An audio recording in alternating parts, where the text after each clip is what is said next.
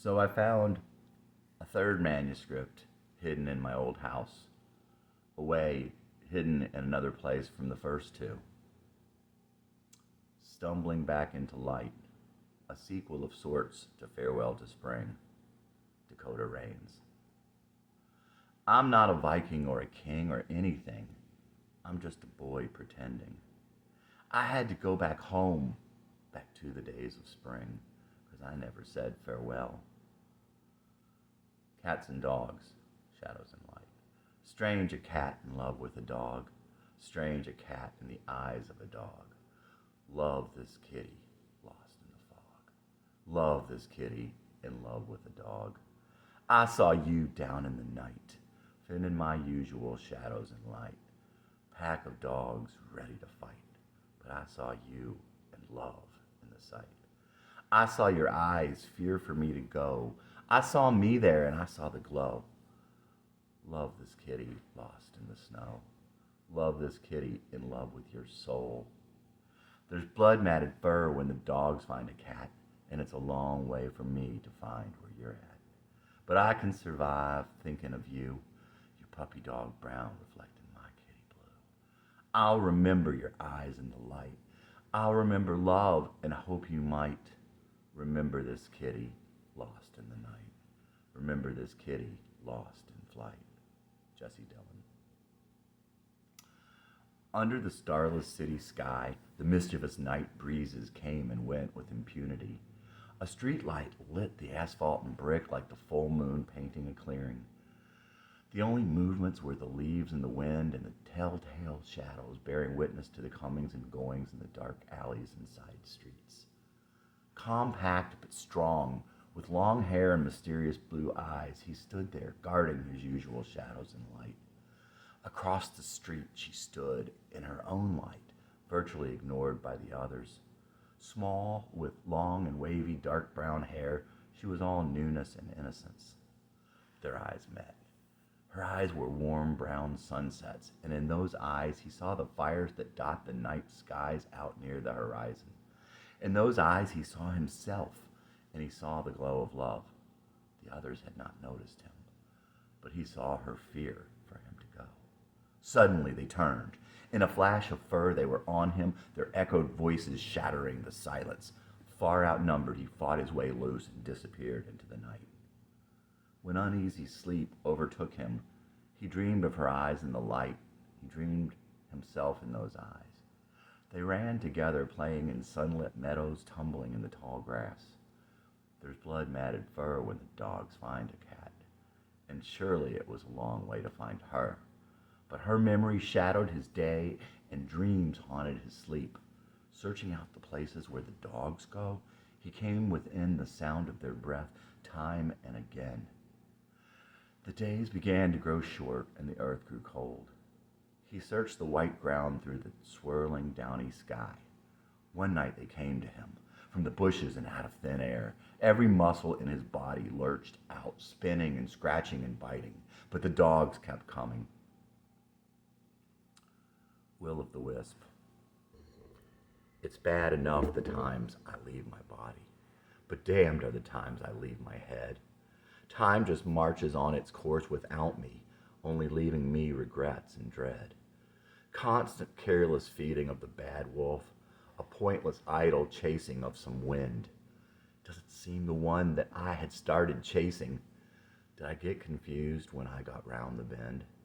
Searching eyes for something only I'd know, as if they could know who I was way back when, thinking I could catch up to the shadow of the past by running backward now and then. I can live with the times I've been 2 times wrong, but damned are the times I know I'll never belong. I can accept there are people I could never be, but damned are the times when I wasn't me. A wheel inside a wheel, I feel I'm moving against the grain of all the others here. Looking at them speed ahead just makes me dizzy, 'cause I should be somewhere else, not here. Certainly now I'm speeding now across them. Only in this way I feel alive. But could it be I'm just standing still, or following so slow I'm far behind? If at all they should even see me, only see themselves reflected in my eyes, and my fear they'll see everything I'm lacking. If I look away, they won't catch me in my lies. I can live with the times I'm wrong, but damned are the times I know I'll never belong. I can accept there are people I could never be, but damned are the times when I wasn't me. I can't say why you'd come to me for answers, although I'll gladly tell you what I've learned. It's not a race I'm equipped for winning. It's not a matter of admitting how I've yearned.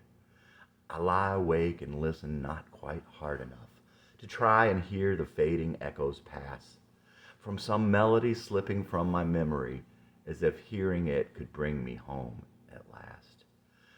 So I try and bring about a past that never was. Does this explain the cloud inside my head? How others do the things that they decide to, while I float through my days asleep instead. I can live with the many times I'm wrong, but damned are the times I'll never belong. Except that there are people I could never be, but damned are the times when I can't be me. Channing Matthews. 3 more good weeks of fall. Channing thought, I have wasted this fall like I continue to waste my life. Book 1, Not All Those Who Stumble. Stumbling back. First light. Every morning is a new life, another chance. A Christopher Robin canvas of bright blue and yellows too. A blustery day of sunshine and spring. Sometimes the waterfall music of rainfall, but always a start anew. A butterfly summer of first light and dew, perhaps a morning gift of snow, given unawares in midnight glow, as starlight kept close confidence. Every night ends somewhat drunk, and you die again, perhaps for the last time, one time perchance to wake, where all your failures have forgotten you. Winds you can see, white lines and leaves, Winnie the Pooh hues of fall, an autumn pollet now, above float the clouds of opportunity born again. That butterfly summer, a first light and dew, next you knew a morning snow, given unawares in midnight repose, when starlight kept close confidence. Every night ending somewhat drunk, dying once again, perhaps for the last time, hoping you might wake where all your failures have forgotten you. Every night there's a chance that you might wake where all your failures have forgotten you.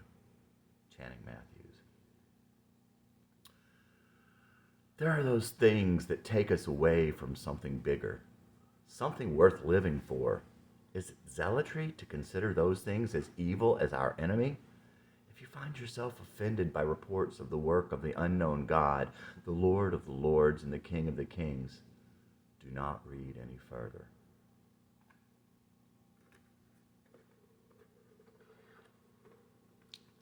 Winter solstice.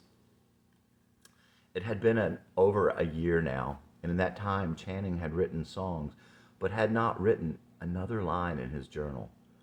He was ready to take it up again and tell the things he had learned, though at the time he did not know he was learning them. Jessie was free.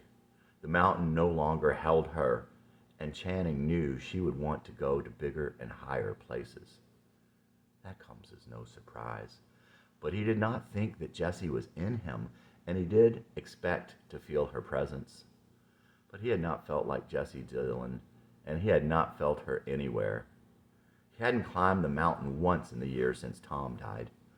Winter was here. He did not climb it that summer or that fall. Channing regretted missing the fall, but now it seemed that winter was the appropriate time for his last ascent. Now he would try and explain all the things he had learned, the things he did not understand back then, all the things that lay dormant that past year, things that have opened up on his journey back from the dead. Darkness. For a year, the darkness intensified.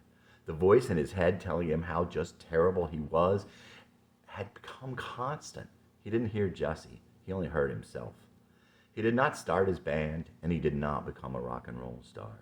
He did not tell Jesse's stories through the songs.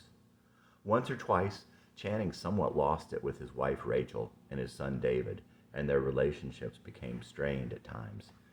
He loved them unbelievably, and he thought he had been a good husband and father, but still it had been hard. His daughter Ashley was unbelievably wise and perceptive. Someone had recently told him he should listen to her. Not that he didn't. They also told him, that girl has your back.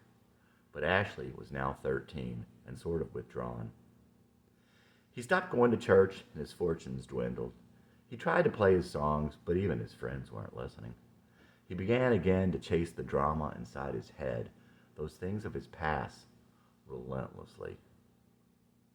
Many times I'm not even here. I'm somewhere in my mind. Other times I'm chasing the drama instead of living life. Channing had entered into his blackest days with no end in sight. Black days, mourning the death of the season newly past, the year that went before. Yes, I remember they said it wouldn't last. So many things I'll not be able to do again. The times I wasn't there tucking my kids in, black days always follow, like the rain and wind. Chances I missed, chances that are gone, days now over, hearts that moved on. Another lost child stumbling up the hill, running from mistakes and fears, falling down and lying still. I got Carole King for times I'm feeling low, not wanting to go lower, Netherlands for the cold. Chances I missed, chances that are gone, days now over, hearts that moved on. I can see my lost child stumbling up the hill, running from mistakes and fears, falling down and lying still. He'll have Carole King for when he's feeling low, not wanting to go lower, Netherlands for the cold. Channing Matthews.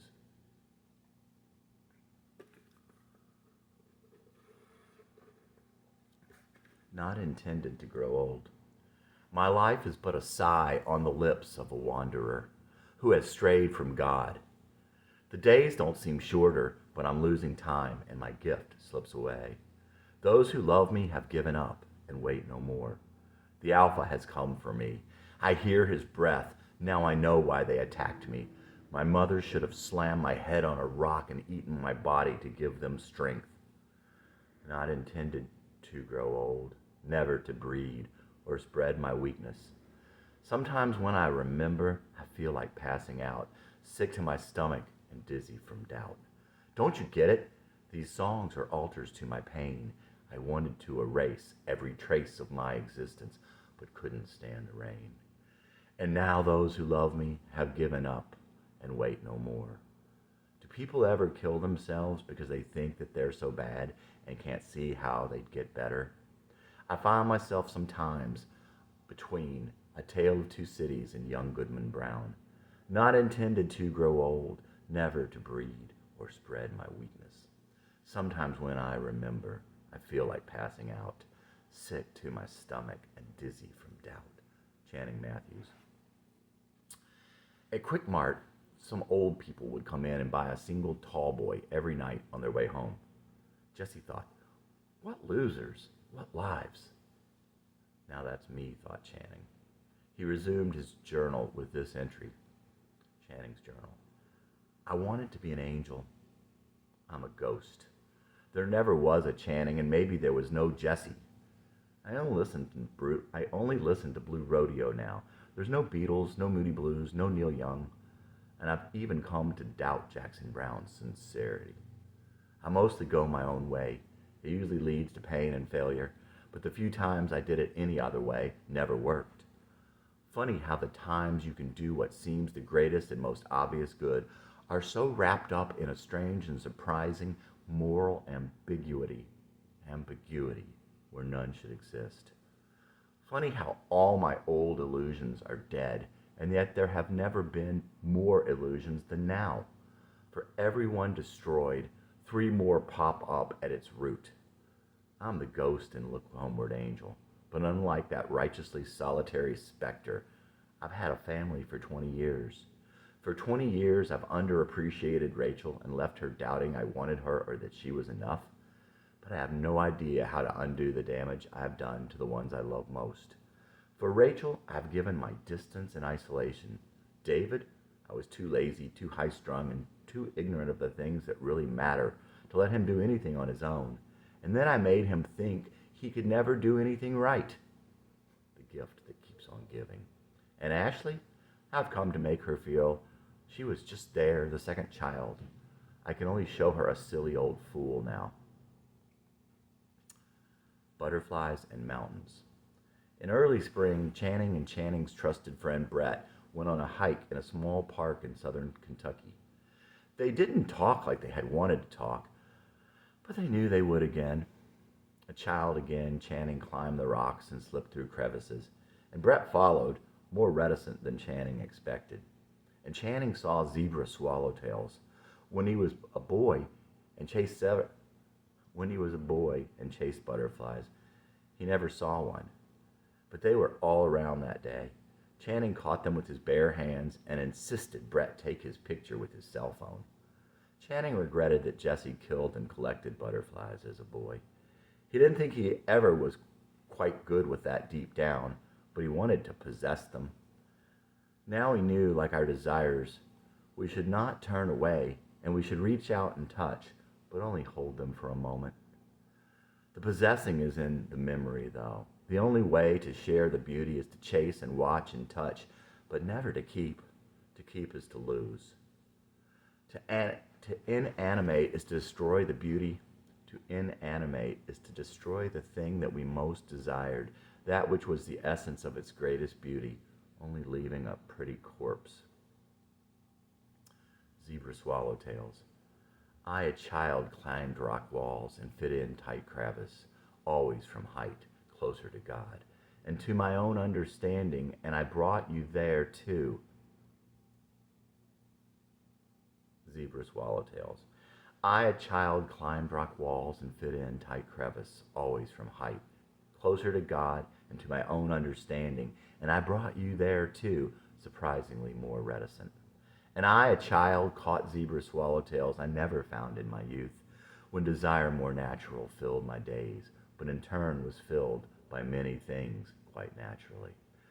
I asked you to take my picture phone in hand, 'cause now I just let them go, quite proud to catch butterflies by hand, but remorseful I used to kill them. Now I possess the memory. The ticks were bad, and at some point no more to see, and we didn't really talk. But more than worth the walk, and knowing that we'd go again, a greater adventure, somewhere further up and hidden in the green. Channing Matthews. There was an echo in the canyon as they called out to each other. I can't hear your words, but I like the echo in your voice. They were so close then. Brett was definitely Channing's best friend, probably his best friend ever, and Channing's only fan. It wasn't long before Brett slipped away. He had other close friends. He was younger. He had small children. He needed Channing for a time, but it wouldn't last. Going on ahead, traveling light. Till you have one fan and lose them, you're not truly free. You're not supposed to believe in me anyway. Hate me all over and let me be. I don't need you, not today.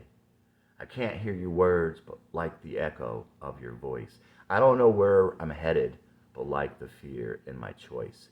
Trying in vain to find some place that brings to mind better days. But there's a horizon to memory, and they remain in the haze. The closer I get, the farther it seems. Is it moving away? Am I a fool in my own dream, or did I just go astray? Laugh at me if it makes you happy, and you despise me still. I can't hear your words, but I like the echo of your voice. I don't know where I'm headed, but I like the fear in my choice. Can't hear your words over the echo of my own voice. Wasn't born to follow, and never really had any choice. Channing Matthews. One night soon after, Channing was sitting alone in his office and wrote another entry, Channing's journal. What am I doing here? All by myself on this cold, dark night in this empty office, all alone, nothing to do. 2 years. and certainly it is not me. Why am I here? I don't know, of course, but God knows, and I'm not alone. I will climb the mountain one last time to remember once more and to say goodbye to what was.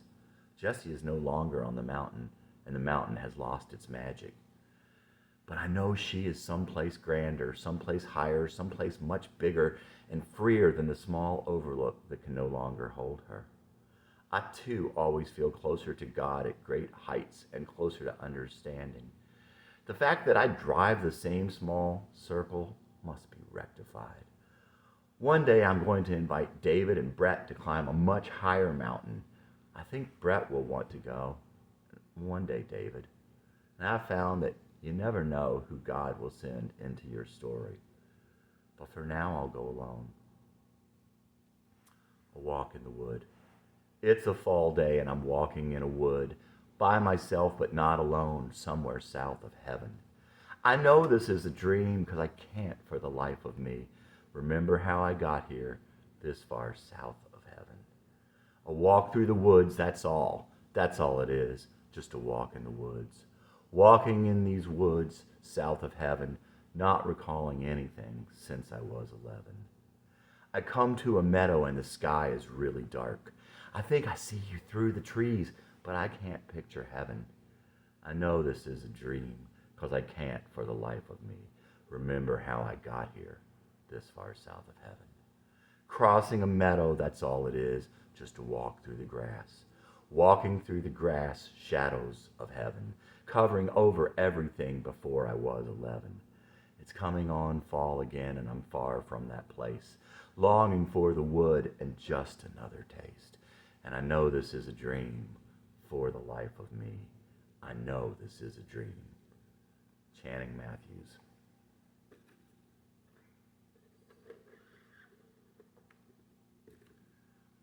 Back into the woods. McKendree Spring is a massive nature reserve in southwestern Ohio. It isn't easy to get to, but it is less than 4 hours from where he lived. Channing no longer remembered how he heard about it. One day after deciding to go back to the woods, he remembered this isolated area and looked it up on the internet. After a few minutes, he found himself calling an information number and talking to a ranger. It seemed that few people go there, but the ranger said he was welcome to camp there. Just be sure and check in with him when he arrived to let him know approximately how long he would be there and which direction he intended to head. Channing decided on May, being a novice intending to rough it for a few days. He figured he should wait out the winter. And April is the cruelest month. Well, could be wet anyway. The day arrived. Rachel was a bit nervous. Brett was jealous. As for Channing, in his mind he was saying all those things he had come to believe about himself, but he wasn't going to let that stop him. They might be true, but that's okay, because selfish and foolish were two of them anyway. He borrowed a pup tent that would keep him dry. He also brought a big pack, a compass, and a poncho. Basically just the essentials. Food was optional. Having enough water was the key. The drive was wonderful. He could feel the presence of a most benign spirit in the car with him the whole trip. He listened to Dar Williams, Jonathan Edwards, Jesse Colin Young, Jackson Brown. Just sometimes driving can be freeing. The ranger was a really neat guy and seemed happy to see him. Channing had been a little afraid that the ranger wasn't going to be too happy about some inexperienced fool out there in the vast expanse of his responsibility. So, you here for some sort of sabbatical? You could definitely call it that. I can't say that I'm looking for myself, but I've definitely lost something. You hope to find it here? People seem to find a lot of things out there. Sometimes they didn't even know what they were looking for. Sometimes things they didn't even know existed. That's good. I'm game for that. I'd at least like to find a clue, or maybe just free up my mind to know it when I find it. You got everything you need? Well, I know I need enough water, or some way to get it.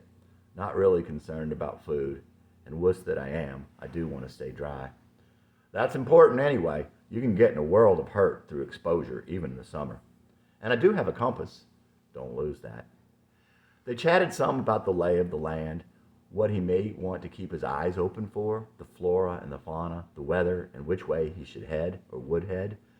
The ranger told Channing of the best type of sites for setting up his tent, what to do in which type of storms, what type of geography to watch out for. And just like that, he said his grateful goodbye and headed up the rutted road to the site he would embark from. The first day's hike was to be short. It was already 3 in the afternoon, and he needed to find a site before dark. The ghosts of the past were with him that day. He could feel those who had been important in his life with him as he walked. He sensed their presence all around him, could almost hear their voices. They were as they had been when he knew them. Even the places and the things of his past seemed to follow him. The hiking felt good, and he, of course, continued on long after he should have stopped. But there were plenty of good sights, as the land was high with plenty of cover and no storms were expected. That night he took a couple of sleeping pills because he didn't want to risk insomnia. He was expecting miracles, and he didn't want to sleep through any of them. Channing slept really well, and for once he got up with the sun. Only glorious could be used to describe that first morning. And still, for glorious to be strong enough, you'd have to put aside 20 years of misuse of words like awesome and glory. He was savoring the feel of the air and the ambiance of the place, but still managed to take down and pack his camp pretty quickly. He ate a little energy bar and berries and headed toward the higher country, north by northeast. The day and the hike were miraculous in their healing of his weary soul. Channing wanted to call everyone he knew and tell them they had to drop what they were doing and take a trip like this immediately. But as he walked, he started telling himself what an idiot he was and how he'd never change. The land grew quite ugly and mean. He came upon a vulture. The great bird flapped its considerable wings to warn him off, but it had nothing to worry about, as he wanted no part of the bloody entrails it was pulling on. He took a wide berth around the bird. Channing was a little ill and more than a little spooked. He made his way into a wooded area with great oaks and sycamores. After some time, patches of blue, deepening with the day, began to show through, but the depressed feeling and the beratement continued. It's funny, in the woods, you know you're being watched. You know something sees you first, and from the outside, certainly, you don't know what's in there. Once you walk in, there are spooky shadows, distances you cannot judge, and things you think you see in the places between the trees. Part of you is anxious to get out. You're not one of them. Part of you feels you have always belonged there. Dogwoods in full bloom, pink and white began to appear scattered among the taller trees. At some point, the sky opened up, and there were only dogwoods, hundreds of them, littered across a rise. He came upon a waterfall and started to remember a dream. At first, it seemed like he had dreamed it a week ago, or perhaps a few days ago, but as it came somewhat into focus, he remembered it was from the night before. He had dreamed about Danny, and in the dream they were friends, and Danny was giving him advice about music. Out of the blue, Danny said, "We're only here once. Let them see you. I had no idea till finally you showed me."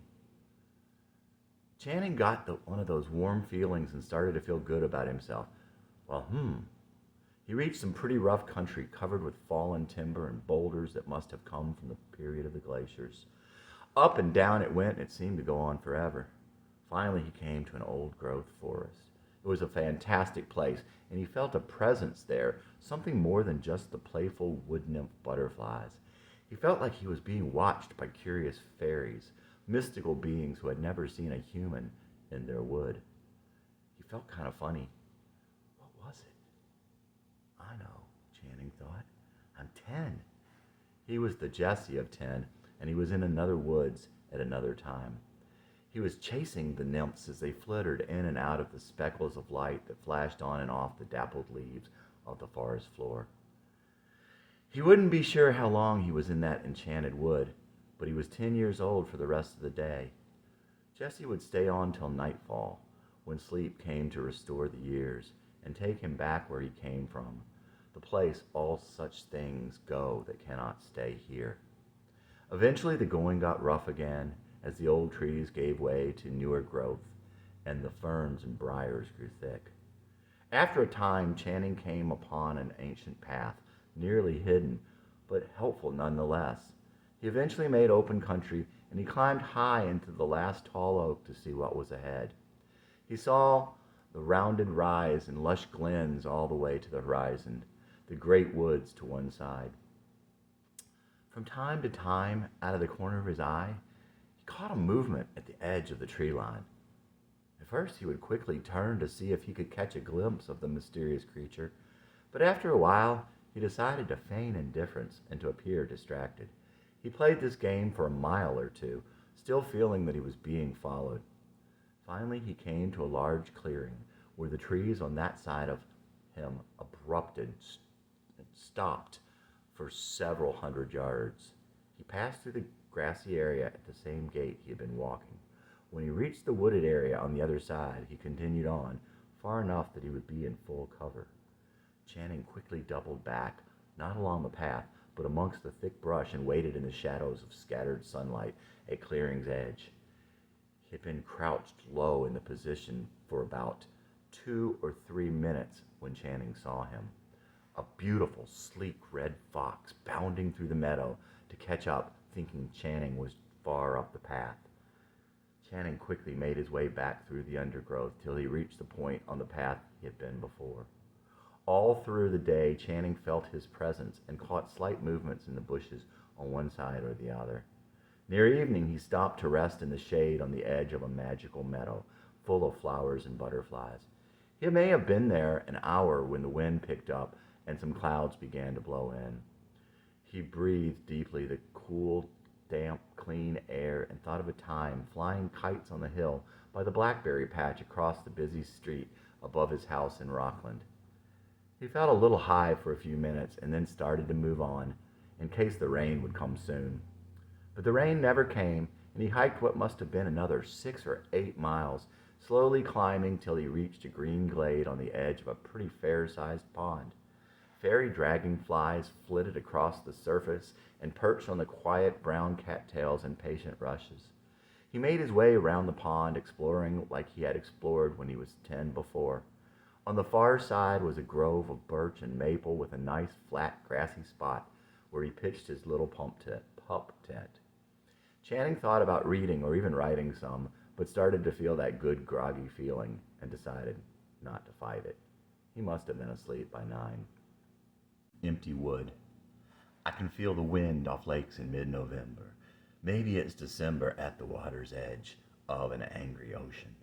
Then I see the still of a February pond, startled by a crocus, walking in the brownwood by the shore. Just inside the tree line, deserted and forsaken, smiling to myself, warmed by isolation, knowing for me alone it's been there all along, but I'm alone by choice this time.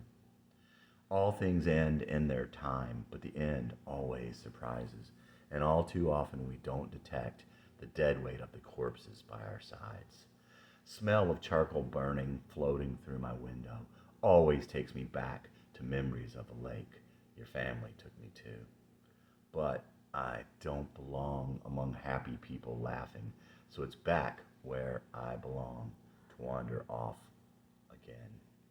Just inside that tree line, deserted and forsaken, smiling to myself, warmed by isolation, knowing for me alone it's been there all along, but I'm alone by choice this time. Channing Matthews.